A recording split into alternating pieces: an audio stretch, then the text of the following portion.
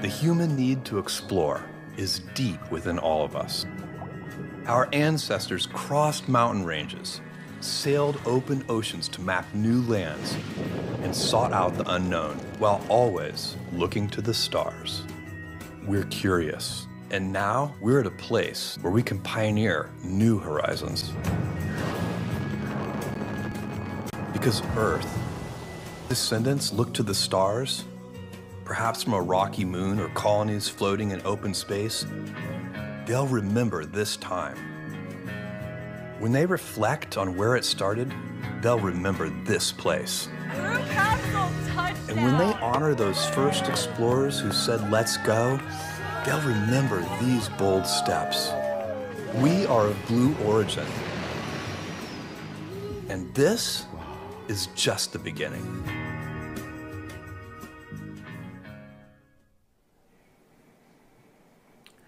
Good morning, everyone, and welcome back to Launch Site 1 in West Texas. This is New Shepard's NS-27 mission, and we're glad to be back here for a fresh attempt at this launch today. Thank you for joining us. I am Joel Eby. I'm joined today by my co-host Maggie McNeese. Maggie is a former New Shepard engineer who now works on our government policy team. Maggie, it sure is good to have you here for the flight of a brand new vehicle. Good morning, Joel. I am delighted to be here. And yeah, let's go. Any excuse to watch another New Shepard launch. I can't wait to see the new rocket fly today, and looking forward to seeing all the action in Texas. Sure is good to have a New Shepard professional such as yourself along for the ride today. I'm sure you're going to be able to provide some cool commentary as we go.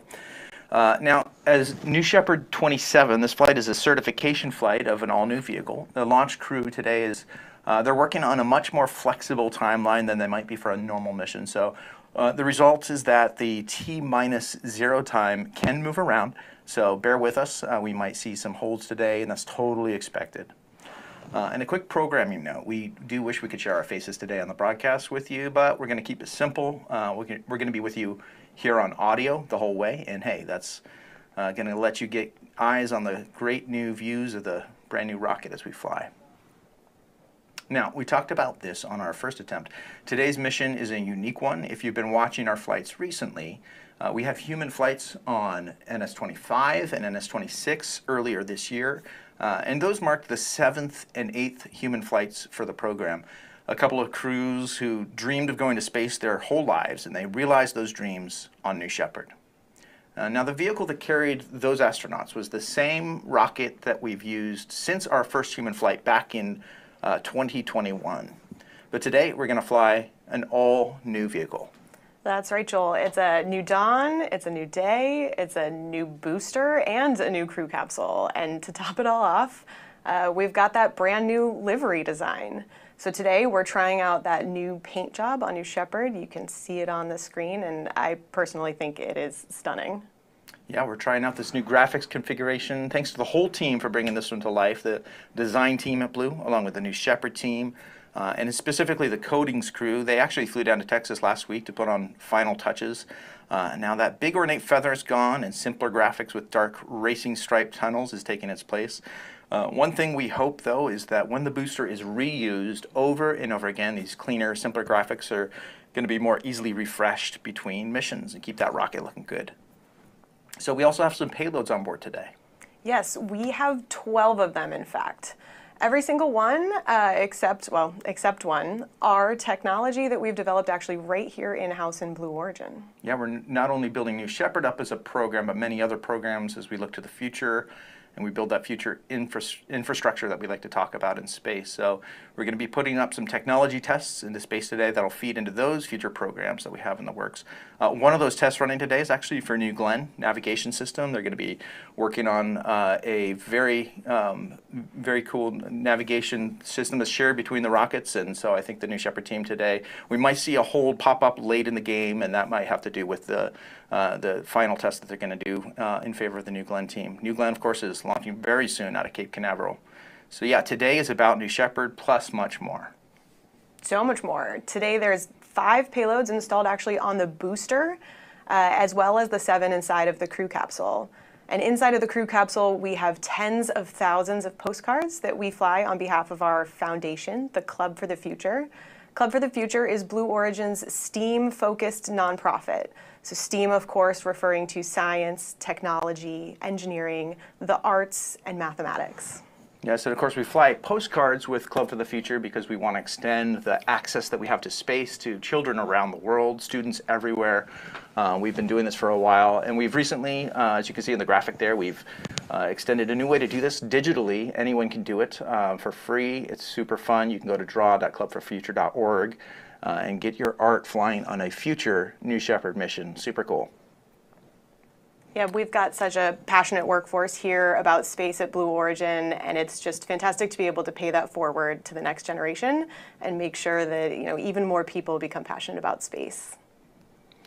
All right, so let's take a moment now. We are at T-minus 3 minutes and 20 seconds from launch. We're approaching the moment where we do the final bit checks that are going to test the actuating surfaces and then make sure that they have full free range of motion and command of those systems before we launch. So let's go to the rocket now and listen in.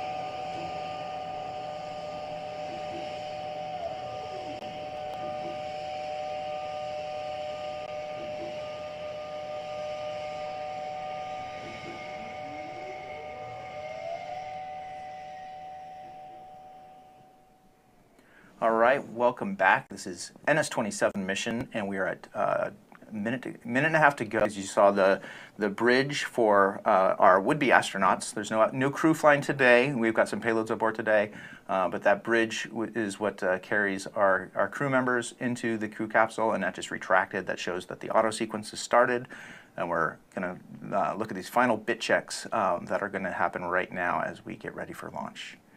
And here's that hold. We mentioned this. This is a variable launch sequence here that's going to result in a few expected holds along the way. There's a few tests going on that the team is going to be working on here. So we will keep you posted as this hold progresses. But meanwhile, Maggie, can you tell us about some of the bit checks and the final checks that happen, and what is the team looking for? Yeah, Joel, I think when we clear this hold, we'll expect to see the wiggling of those aft fins. The aft fins, of course, at the base of the rocket are used to help steer the vehicle on ascent and descent. We'll see that engine gimbal a little bit, show off some of that control that we have with the BE3 engine. And then we will expect to see rolling into terminal count.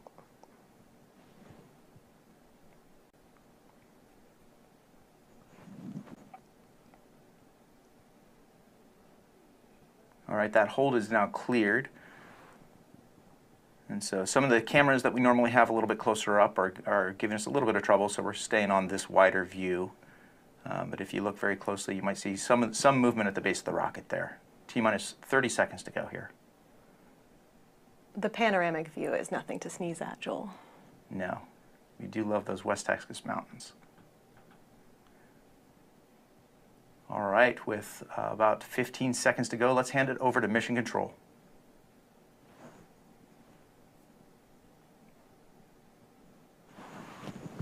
T-minus 16, guidance internal. TM is ready for boost.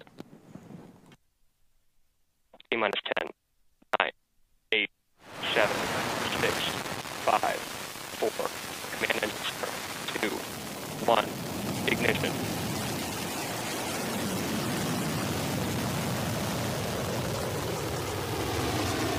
All right, and New Shepard has cleared the tower and is heading to space. You see our mission countdown is a little misaligned with the actual countdown clock there, and that's okay. We are heading up to space now. New Shepard is flying through the atmosphere. BE-3 is providing 100% power level at this point.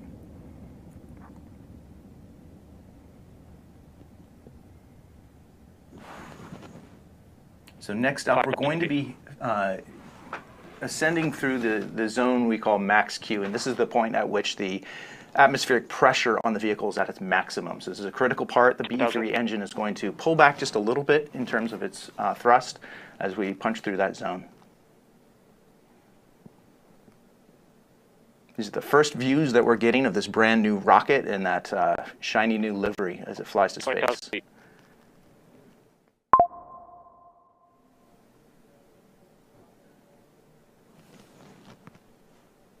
And there we go, we've passed max Q. Now BE-3 is going to punch back up to 100% power level, which is going to help the rocket move faster and faster up through the atmosphere. Right now we're at 50,000 feet and climbing, just approaching about 1,000 miles an hour. So as we keep watching the propulsion module head to space, you see those racing stripes at work. Right now, if there were to be astronauts on board, they would be experiencing about 3 Gs, so enough to know that you're really on a ride. Of course, today we only have payloads in the capsule. We're approaching 100,000 feet now, about 1,500 miles an hour. Now, one of the next milestones that we're going to come up to here will be MECO. That's main engine cutoff, and that's when the vehicle stops thrusting forward and will start coasting into space.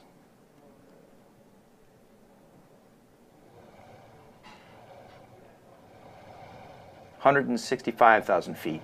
We've approached 2,000 miles an hour. And that view on the left, okay, so there's MECO. We've just shut off the main engines. And now the vehicle is going to be coasting on its way, on its journey up to space. The views that astronauts would be getting if they were looking out the windows on a flight like today would be just spectacular at this point.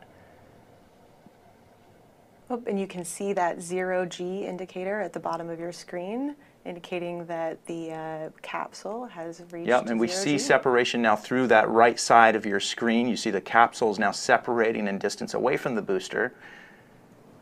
This is the moment that the ride to space is all about, really, for payloads or future astronauts that will be riding on this vehicle. So each of our payloads is going to be collecting some amount of data, and of course those postcards are getting their own 0G moment.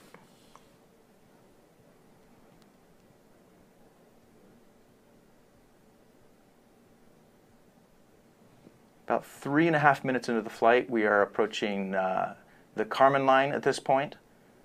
New Shepard is, you can see the velocity, the miles per hour is decreasing now on the left side as we approach the apogee moment.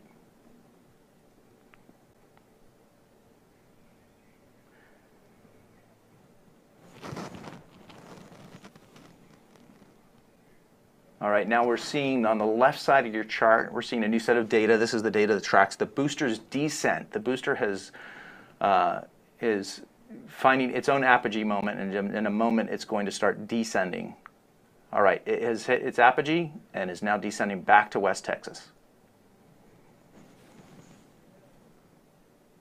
Meanwhile, the crew capsule is continuing to ascend to its own apogee, giving plenty of 0G time to those payloads on board.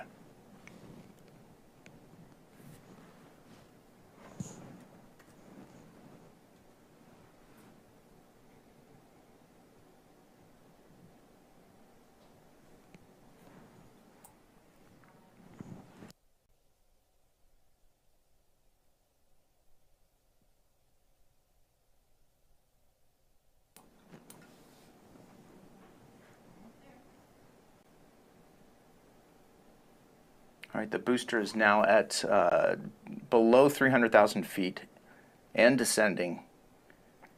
You can see it's picking up speed as it falls. Now the booster's shape is designed to be more aerodynamic, so between the two vehicles, the booster is going to win the race back to the ground. back to West Texas. So the booster will land about 2 miles north of where it launched off the launch pad. And we're going to see it aiming its way back there.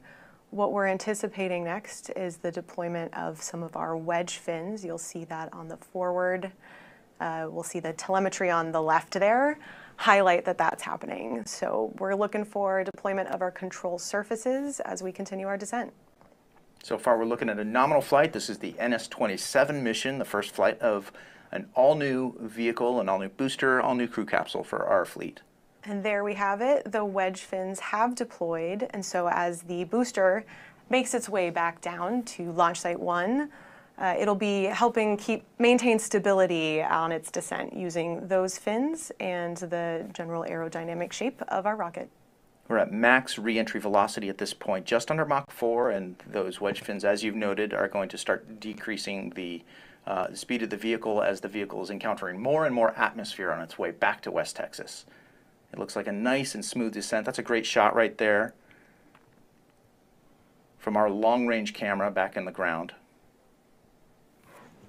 The wedge fins, steering fins, the ring fins, they're all working together to guide that booster home.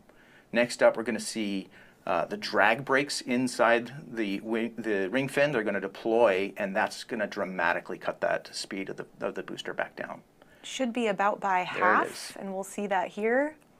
There we go. There's those drag brakes. They're going to increase the surface area, and that speed of that booster is dropping rapidly, as expected. There's the sonic boom that we hear on descent. And there we have engine relight.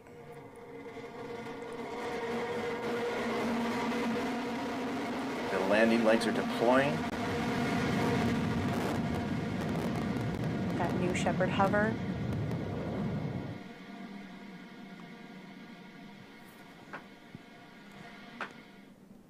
And touchdown. Welcome home, New Shepard. New Shepard's landing of the booster continues to be one of our just proudest moments here at Blue Origin. It's really symbolic of just the incredible engineering that is going into building, designing, and operating this rocket so that we can bring it safely home from space. It never gets old. I swear, every time I see that booster landing, it gives my heart a boost. And you know, for the folks in Texas, this is both the end of the booster's journey to space today, but the start of its next recycle.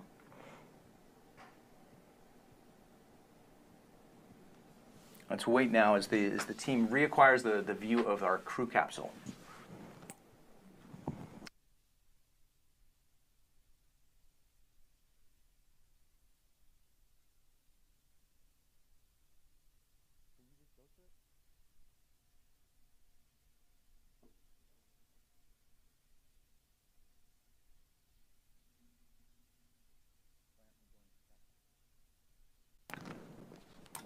And there we have the capsule. The drogues have deployed.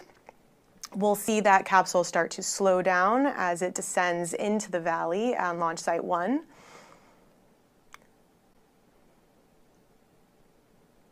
It looks like the main chutes are out, so we are zoomed in here on the capsule, but if we were to zoom out, you'd see those 3 beautiful red and blue main parachutes.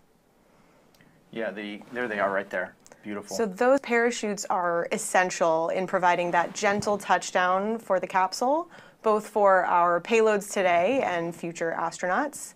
In addition to the parachutes, New Shepard features a retro thrust system that's on the base of the capsule. So to make the final touchdown even smoother, you'll see that burst of air. If you've ever seen a New Shepard launch, it's a very characteristic moment. And now we are getting a little bit of a choppy feed on the video, but the telemetry is coming through here, so you can see that the capsule is descending. There's the mountain range behind the capsule. 16, 17 miles an hour is the totally nominal descent at this point for the mission. But those retro thrusters should take that down to just a few miles an hour, a very easy descent.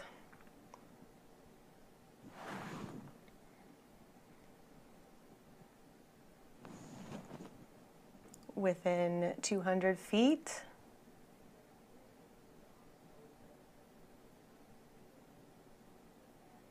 And touchdown.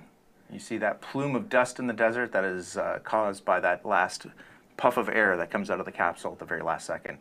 Wow, welcome home, New Shepard. This is a great mission, great day watching this new vehicle fly to space and back. This moment, of course, culminates every mission when the crew capsule touches down. This is normally when we're welcoming home our astronauts that are going to be on board, and hopefully very soon we'll see astronauts on board this vehicle. I want to say welcome to the fleet for this brand new vehicle. And you know, all of this, when we're broadcasting these missions, it's really all about the human spaceflight, the age of human spaceflight that's really opening up here.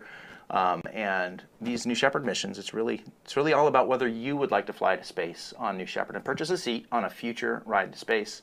Maggie, tell our viewers, what do they do to start that journey? Sure, Joel. If you're interested in flying on New Shepard, you only have to visit blueorigin.com. You'll see a button there in the corner that you can click that says Fly to Space, and your own journey to the Kármán line is going to be closer than you think. And if you want to join the team that helps send those astronauts to space, all you got to do is visit our website. More details are going to be found at blueorigin.com/careers. We have hundreds of positions open across our facilities that you can see here on the screen. Machinists, programmers, engineers from Florida and Alabama up to Seattle. We would love to have you join our team.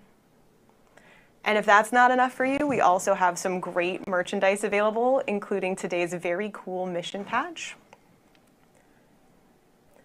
There it is, and you can see it depicts that brand new booster and capsule, that new livery that we just saw fly to space and back. Yeah, we see a cool reference there in the background to the Club for the Future with that postcard stamp there in the background, and there's some other references to today's payloads. I can't wait to get one of these patches for my own collection. We need to both complete our collections, I think, Joel. Every mission. All right, well, this is a great launch. Thanks for being here today. My name is Joel. For Maggie here and the whole crew at Blue Origin, we want to thank you for joining us. And until our next launch, Gradatum ferociter.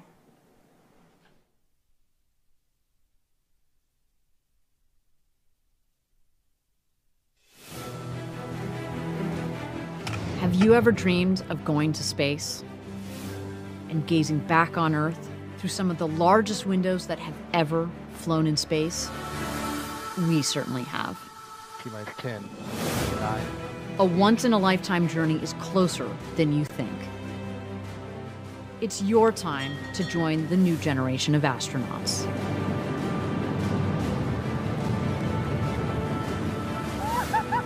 To book your flight, visit blueorigin.com and click Fly to Space.